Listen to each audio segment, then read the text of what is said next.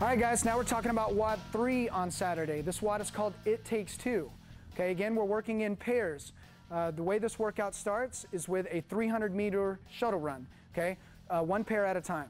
So two athletes, and it could be any two that you decide, are gonna take off on a 25-meter shuttle. They'll go 25 meters out, turn around and come back. Then they'll go 50 meters out and back, then 75 meters out and back for a total of 300 meters. Once they finish that 300-meter shuttle sprint, the other two athletes will run the exact same shuttle sprint, okay? Once all the athletes are done with the shuttle portion, they'll move into 80 hang power cleans. There'll be 2 bars set up. 2 bars can go at the same time. 2 athletes can go at the same time. There'll be 2 judges per lane per team, okay? So we're gonna demonstrate our standards for hang power clean. Again, I have Coach Scott to help me.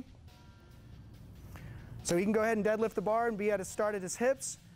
And then all we're looking for is elbows in front of the bar in any way, shape, or form at the top. He just doesn't want to have elbows behind. Will you give me an elbows behind rep here?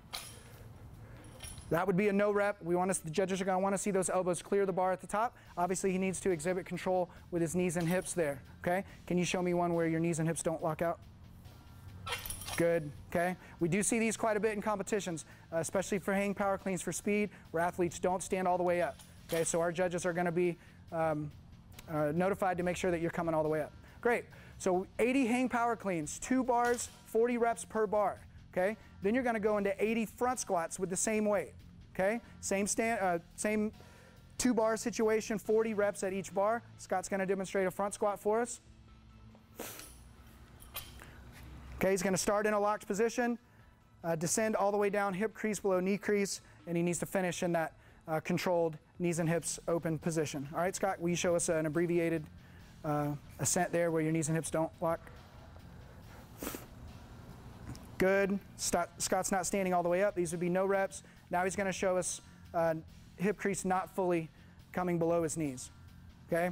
Those are also no reps, not low enough. Great. All right. After the first shuttle run, the hang cleans, the front squats, you'll move into 150 kettlebell swings. It's 53 pounds for RX male, 35 for ladies RX, be 35 scaled male, 26 scaled ladies, all right? 150 kettlebell swings, that's 75 for each bell. 2 athletes moving at the same time, can be any 2 athletes going that you want, all right? So let's talk about the kettlebell swing. This is pretty standard like we all do in our home boxes. Coach Scott's gonna demonstrate. The only difference we're gonna look for here is as the bell comes up, we're looking for straight arms. When you need to see that bell, the bottom of the bell facing skyward, and we're looking for the athlete's ears just to peek through the plane of their shoulders, okay? We don't want to see bent elbows on the way up. Scott's going to demonstrate a pull here with the elbows coming up on the way, right? We do see a lot of that in class, but we're going to try to stay away from that in the competition. We're not going to have any standards for the bottom of the swing. We're going to let you do that on your own. But we are just looking for straight arms on the way up, and again, ears peeking through the plane of your shoulders at the top. All right, after the 150 kettlebell swings, we're going into 80 med ball partner sit-ups. Okay, this is the only part of the workout where all 4 will be moving at the same time. We'll have 2 stations like you see here set up right next to each other. All right, so what needs to happen is one athlete is going to grab the med ball, and all the judges are looking for is to make sure that the ball touches the ground behind your head and then passes cleanly over the box to your partner. The only no reps that are going to happen here is if the ball doesn't come all the way back to the ground or happens to touch the box on the pass over the box. So Coach Dan and Coach Scott are going to demonstrate here the correct version of what we're looking for. You're going to see the ball come all the way back and pass cleanly over the box.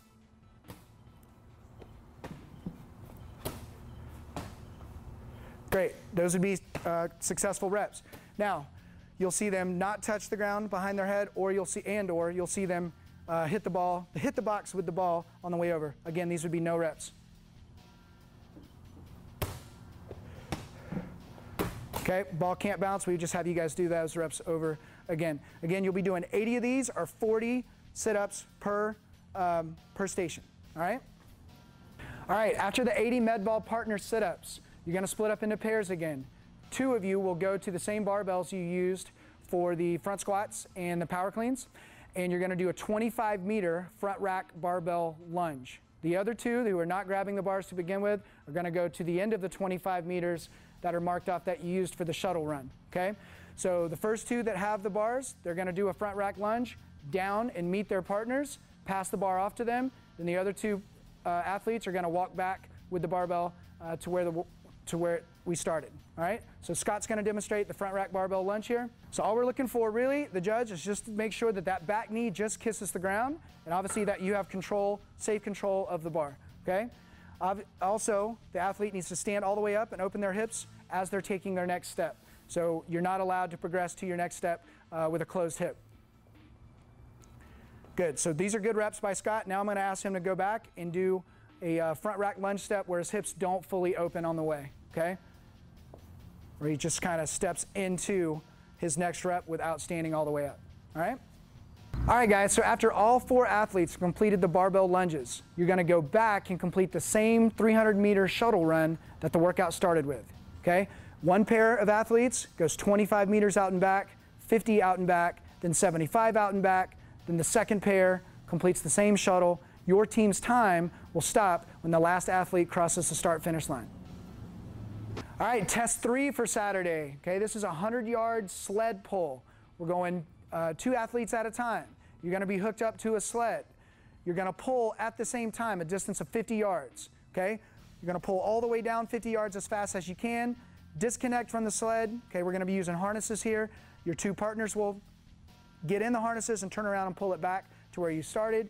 Your team's time is the elapsed time to take you all the way down, to switch, and to bring the sled all the way back. All right, the only penalties the team can incur on this particular test is to not pull the sled all the way past the 50-yard line or the start-finish line. So our standard for that is not the athlete crossing the line, but the back of the sled fully coming through each line. Okay, you can work together to turn the sled. You can work together to get in and out of the harnesses, however you would like. But again, make sure that the sled passes all the way through the halfway mark and the start-finish line. All right, guys, that wraps up this WOD standard video. We're excited to see you October 11th and 12th at Revici Beer City Beatdown. Head over to www.communityfitnessevents.com to get registered as soon as possible.